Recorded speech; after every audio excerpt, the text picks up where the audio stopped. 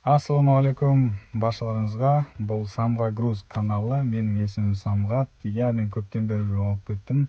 Мені іздеп жатқандар бар, бұрынғы көрермендеріміз. Және де көшеде көріп, амандасып жатқандар бар, сұрап жатқандар бар. Көп рахмет. Алла разы болсын деймін баршаңызға. Іздеп, жалпы көшеде көріп, әңгімелесіп жатқан бауырларымыз бар. Көп рахмет. Енді жоғалып кеткен себебім суета, үйдің тірлігі деген сияқты, және де алдағы контентке дайындалу.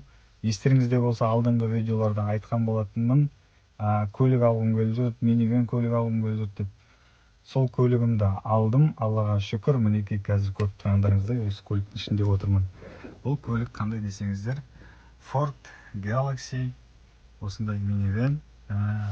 Ескі әрине, бірақ ескі болса да әлі жүріп тұр, бодрый.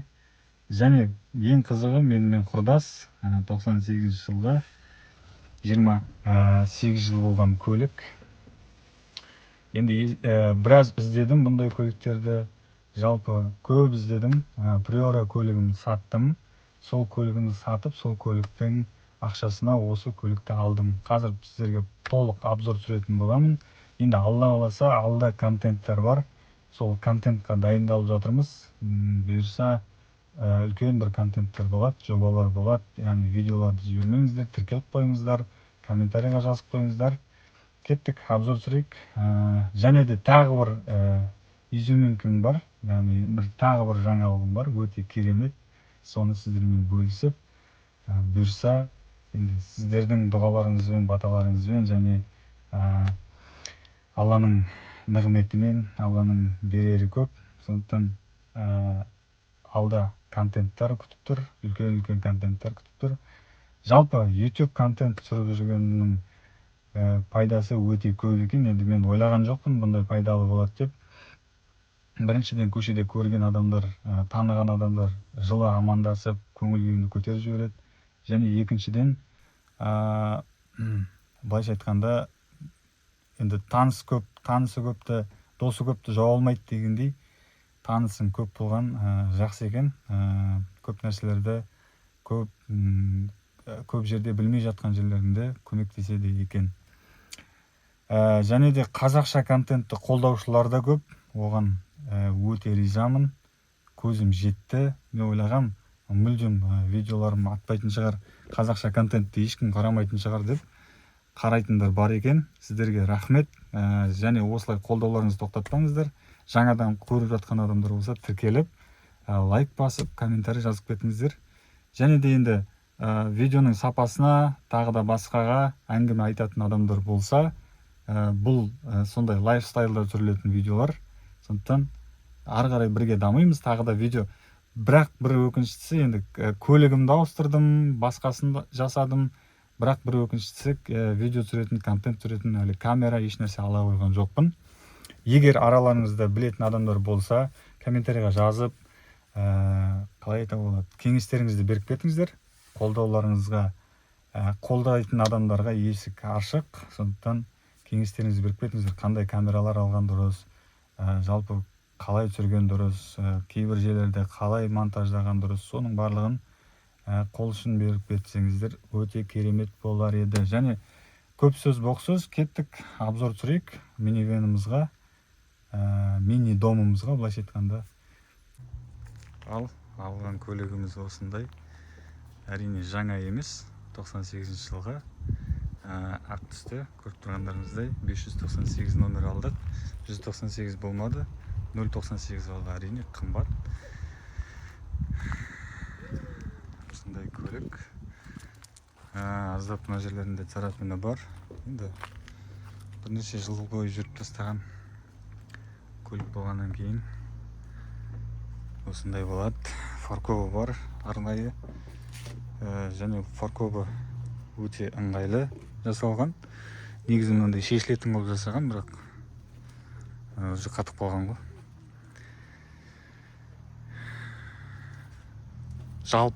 Жалпы басқа көліктерге қарағанда, енді біраз осындай көліктердің біразын қарадым, басқа көліктерге қарағанда кішкене есіктері, жалпы асты көп шірімеген, әйтеуір аман. бұл комплектациясы енді көріп тұрғандарыңыздай омыватель фары дейді. Шамдарын жуғыш комплектациясы заводтан, және мынандай терезе жылытқышы бар, терезе жылытатыны қыста.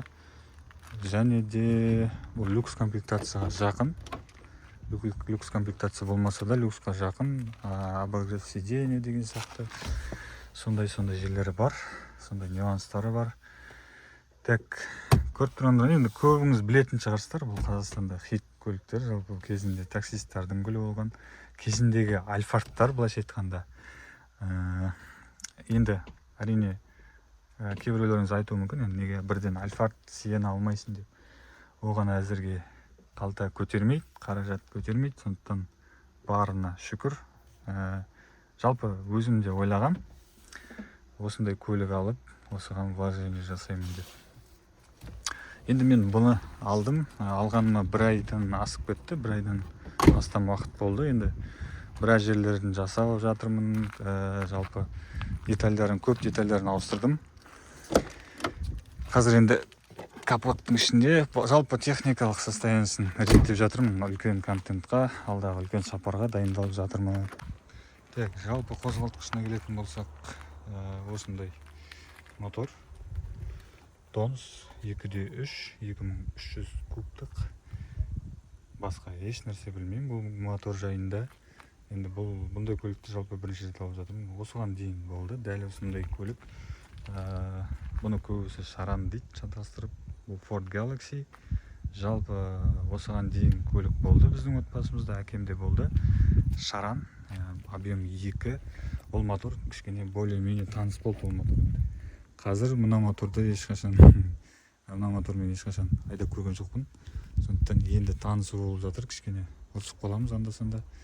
Енді көп ескі көлік болғаннан кейін оқай, соқай, ақау, ана жер, мына жерлері көп. Бұл көліктен естедім мен алғалы бері жалпы кассасын ауыстырдым. Мынандай кассаларын, проводкаларын ауыстырдым. Датчиктарына келетін. Және де мен енді осы видеоны мұқият қарап отқан адамдар болса, жалпы хабары бар адамдар болатын болса, білетін адамдар болса, мына жерде мынандай дроссель бар. Дросселін іздеп жатырмын. Жақсы, оригинал болмаса да енді жақсы бір жасап тұрған дроссель іздеп жатырмын. Және мына жерде датчик бар. Датчик дейді, датчик хода деп айтады. Клапан, регулятор холостого хода деген бар. Соны іздеп жатырмын. Бұйырса алда қаласа, алдағы контент Шымкентте болайын деп тұр. Шымкентке бармақшымыз. Енді үйде осындай әкемнің шаран көлігі бар. Объем 2, сол көлікке барып мотор іздейтін боламын. Енді ойлап тұрмын, осылай қазір мына кішкене дроссель дұрыс жасамай тұр, және мына клапан мүлдем жасамай тұр. Осылай осының күшімен бір нәрсе қылып сол жетіп алсам деп ойлап тұрмын Шымкентке. Сосын Шымкентке жетіп алғаннан кейін жалпы нелерін ауыстырып, жаңағыдай соннан іздеп көрем ба деген ойым бар. Егер Шымкенттен көріп отырған адамдар болса, жалпы осындай көлік жайында білетін болса, көлікпен айналысатын адамдар болса, өтініш көмектесіп айтып жүріңіздер. Номерім видеоның астында болады. Енді ДМР-сының состояние жағдай осындай, бірақ істеп тұр дейді. Катушкасы өзінікі емес, ауыстырылған. Жалпы мотор жақсы, жаман емес, енді май алады, бірақ жаман емес, әзірге жүреді. Көреміз енді бұйырғаны. Бірақ 1.6-ға қарағанда, приораға қарағанда тартысы жақсы екен. 2.3-тің әлі көп болады екен, күші көп болады екен. Енді жалпы несіне қарадым бұл көліктің. Бұл көліктің енді есіктері жақсы, ашылып жабылады. Мына карталары әзірге аман. Мынау енді колонканың сеткасы ғой, жыртылып қалған болды. Былай карталары аман. Негізі көп көлікте осылар карталары сынып қалған болады. Есіктері ашылып жабылады. Енді бұл көлікке неге қызығатыным, отырғыштары трансформер, яғни шешіп тастай аласың. Отырғыштарды алып тастап, басқа отырғыштарды осылай 2 отырғыш немесе мына жерге тағы бір отырғыш толық барлық отырғыштарын қойып қоюға болады, немесе барлығын алып тастауға болады. Ертең бұйырса сапарға шыққан кезде бұның барлығын алып тастайтын боламыз. Және мына жерге көрпе төсеп, яғни шағын кішігірім үй қылып аламыз. Енді алда жоспар көп. Әзірге техникалық жағын реттеп алсам, яғни мотор жағын, жүріс жағын әзірге реттеп алсам, алда енді жоспар мына төбесін жасауым керек. Жалпы мыналарда обшивка дейді ғой, соның барлығын жасап. Әзірге енді мына бардаққа мән бермеңіздер, енді шашылып жатқанына. Өйткені алда енді жаңа айтқанымда техникалық жағымен алысып жатырмын. Бұл көліктің техникалық жағын істеп жатырмын. Техникалық жақтарын жасап болғаннан кейін, яғни печкасы бар, тағы басқа жетеді. Енді оның барлығын айта берген. Қазір видео созылып кетеді, іштеріңізде пысып кетеді. Сол, егер көмек қолын созатын адамдар болса, яғни бұл жерде садақа жинау, сбор ашу мақсатында емес, жай ғана совет ретінде, ақыл ретінде, мына жерде жақсы жасайды, мына жерде мынандай мастерлар бар деп айтып жіберіңіздер, егер білетін адамдарыңыз болса араларыңызда. Өйткені қатты керек, қолы шебер, мықты адам керек, өз ісін білетін адам керек. Солай, жалпы шексіз бақыттымын, Аллаға шүкір. Ескі болса да енді әйтеуір керемет минивэн, ішінде кең, ішінде ойнап жүруге болады. Так, енді өздеріңіз білесіздер, кермелі төбемен айналсам. Ол менің основной жұмысым. Сондықтан құралдармен жүретін боламын әрдайым. Құралдар салуға да өте керемет ыңғайлы. Енді бүгін не істедім мен? Бүгін қазір бұйырса фильтрларын ауыстырғым келіп жатыр. Фильтрлары топливный, воздушный фильтр деген сияқты соларын ауыстырғым келіп жатыр. Және де осындай айна салып қойдым. Приорамен қоса айтсам да, айнасымен қоса айтса алмадым. Айнасы өте ұнады. Енді Приора көлігінің айнасы, Приора 2, яғни Приора 2-нің айнасы өзде обзорға күшті. Шаранға әдемі үйлесіп ақ қалды. Енді кішкене колхоз варианттарымен салдық. Енді мынандай жерлерден тесіп, мына жерден енді кішкене бекітетін жерлері басқаша екен, сондықтан тесіп салып қойдым. Осындай. Мыналарын жалғаған жоқпын. Енді бұл полностью электронный. Электрический двигатель бар ішінде, яғни қозғауға, регулировка жасауға, және мыналары бар, повторитель поворота дейді. Бұлардың барлығын біреуінде жалғай алмадым. Бұны енді электригім бар өзімнің, сол электрик алып баратын боламын. Жалпы осылай. Енді төбесіне бокс алатын жоспар бар, автобокс. Прицеп бұрынғы, прицепте еш нәрсе өзгерген жоқ. Бір айта кететін нәрсе, дөңгелегін алып қалдым. Бұл дөңгелек негізі бұрыннан өзінікі. Приораға салып жүрген болатын, сол Приорадан осыған алып қалдым. Және де мына жерде мынандай габарит шамдар және поворот шамдар қойдым, газельдегідей. Түнде өте керемет, өзім қойып алдым. Осылай, тағы бір жаңалығым бар. Оны қазір көрсетемін. Жалпы осы видеоны мұқият қарап жатқандар болса, енді жаңағыдай білетін адамдарыңыз болса, разборда деген сияқты, мына обшивка жасау білетін адамдарыңыз болса, жасатқандарыңыз болса, айтыңыздар, сөйлесейік, ақылдасайық дегендей ғой. Жалпы осылай. Енді бұйырса үлкен контенттер болады деп ойлаймын. Сәттілік тілеп қойыңыздар, бірге болыңыздар. Қазір тағы бір үлкен жаңалықпен, күшті жаңалықпен бөлсем. Естеріңізде болса, енді Алматыдан келе жатқанда бір соңғы видеомда Алматыдан келе жатқанда не алып келген болатынмын. Трицикл Қаратауға. Сол трициклді алып келе жатқан кезде бір сөз айтқан болатын. Қазір кесіп салып кетемін мына жерге. Сол ойымды, сол арманымды орындадым. Қазір көрсетемін. Осындай бір нәрсе сатып алып. Таптыңыздар ма не екенін? Алдыңғы видеоны көргендер білет, не айтқанымды. Аллаға шүкір, қуаныштымын. Енді алда өте үлкен жақсы контенттер болады деген ойдамын. Шлемді не үшін киіп алғанымды түсінетін шығарсыздар деп ойлаймын. Қазір көрсетемін. Мінекей осындай скутер сатып алған болатынмын. Honda Click деген. Енді бұл скутердің сатып алу историясы өте қызық болды енді. Жалпы бір скутерді көрдім, дүкенге барып қарадым енді. Енді айтқан естеріңізде болса, сол видеода айтқан болатынмын. Енді осындай бір скутер бір нәрсе алып, яғни бара алмайтын жерлерге көлікті қойып кетіп бару үшін осындай бір жеңіл мототехника алсам деген ойым болды. Сол мототехниканы қарап жүргенде, ойымда ұстап жүргенде бір магазинге кірген болатым. Сол магазинде көрдім, бірақ ол былайша айтқанда бір детский көрінді, кішкентай көрінді. Енді қазір фотосы болу керек, фотосы болса салып кетемін мына жерге. Қателеспесем, атын ұмытып қалдым. Әйтеуір мопед, бір кішкентай мопед. Сондай болды. Мен соны қарап жүрдім, соны алғым келді негізі. Қатты ойланып жүрдім, соны алсам деген деп. Өйткені оны алғым келген себебі, өйткені ол жеңіл болды, кішкентай болды бұған қарағанда. Содан кейін енді сөйтіп қарап отырдым, жарайды деп көрейінші деп OLX-ті көріп, OLX-ті қарап қалып едім. OLX-та қарағанда осы шығып тұрды, осы мототехника шығып тұрды. Және бағасы да өте қолжетімді болды. Бушный, әрине, новый емес, жаңа емес, бірақ небары 240 км жүрген. Мен сатып алған кезде небары 240 км жүрілген болды. Қазір мен 1106 жүріп бастаппын. Енді бұл менің алғашқы мототехникам. Вариатор, кстати, вариатор. Енді мен механика алсам да айдай алмайтын себептен осындай вариатор алған болатынмын. Өте ыңғайлы. Бірінші рет айдап жүрген адамдарға өте ыңғайлы, яғни скорость ауыстырмайсың, газды бұрасында жүре бересің. Так, объемы бұның негізі 50 кубтық, бірақ мынада 80 куб бар. Жалпы құжат бойынша 50 кубтық.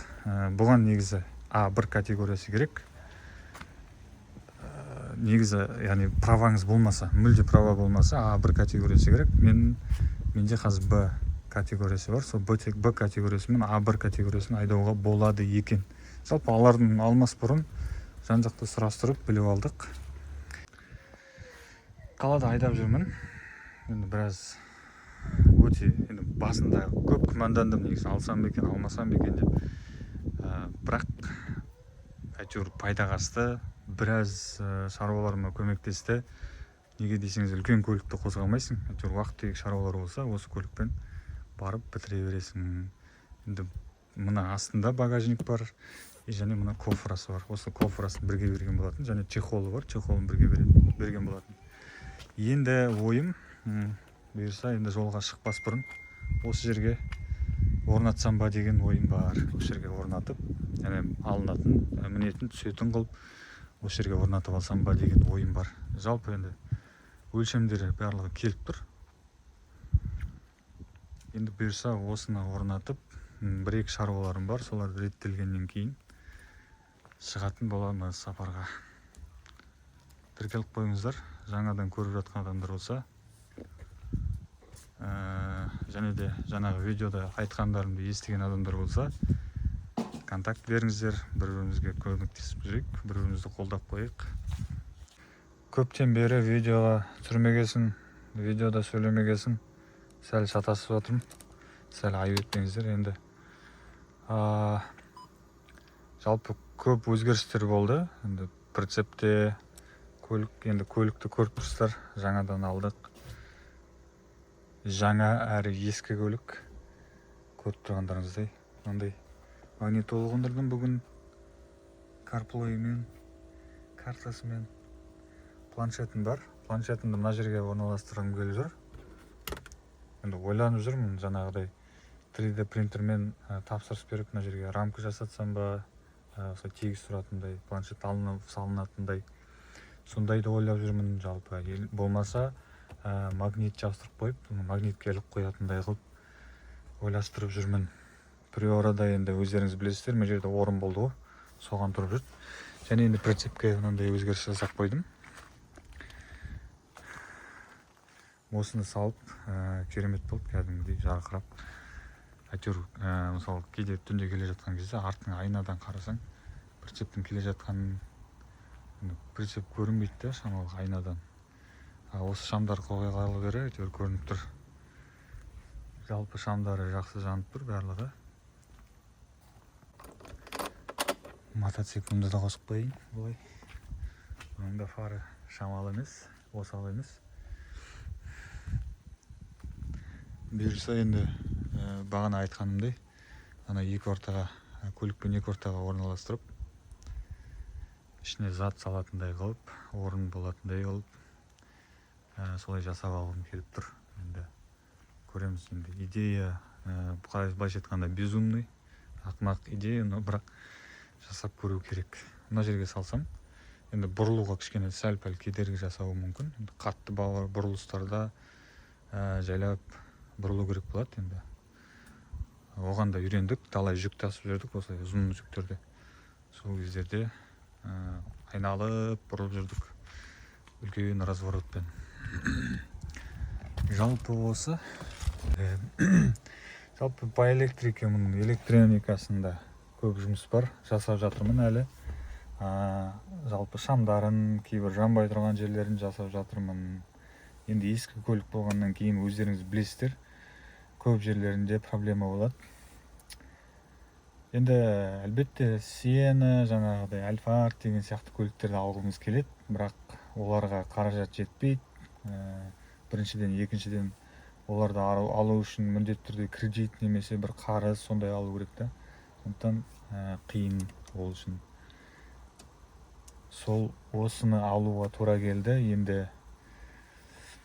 сіз болып, біз болып осы көлікті восстановление жасап үшін барлығын реттеп, жаңағы төбесіне алькантара деп сондайлар тартсам, мына жерлерін обшивка жасасам деп ойлап жүрмін. Бұйырса қараңыздар, обзорға керемет приораның айнасы осылай.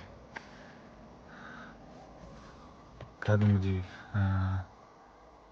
керемет ыңғайлы шаранға үйлесіп ақ тұр. Солай, бұйырса жақсылық тілеп қойыңыздар, комментария жазыңыздар, пікірлеріңізді. Жаңағыдай білетін адамдар болып жатса, запчасті тауып беретін адамдар болып жатса, бұл кез келген былайша айтқанда ақыл кеңеске қол ұшын созамын десеңіздер, ашықпын, дайынмын, хабарласып. Жалпы өмірдің мақсаты да осы ғой, бір-бірімізбен араласып, құраласып өмір сүруге жетсін. Сондықтан жазыңыздар, жақсы тілеп қойыңыздар. Бұйырса енді алдағы уақытта жақсы контенттер болады. Осы көлікті жүк таситын боламыз, Астанаға баратын боламыз. Астанаға да жоспар бар. Көреміз, Астанаға барып көп штраф жеп келеміз бе. Солай, көріскенше күн жақсы.